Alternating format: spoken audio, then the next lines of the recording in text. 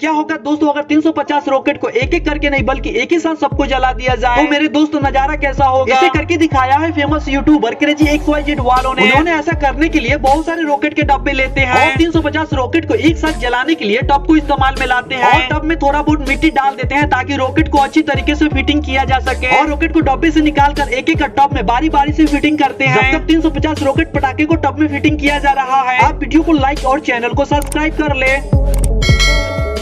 Finally जब सारे rocket को टब में फिटिंग कर दिया गया तो रॉकेट के ऊपर पेट्रोल डाला गया ताकि बहुत सारे रॉकेट को एक ही साथ में आसानी से जलाया जा सके। लेकिन आप ऐसा करने की बिल्कुल कोशिश ना करें क्योंकि ये आपके लिए खतरनाक हो सकती है और इसे बहुत ही सावधानी से जलाया गया और नजारा बहुत ही धमाकेदार दिखा जो आप खुद ही देख सकते हैं इस वीडियो में।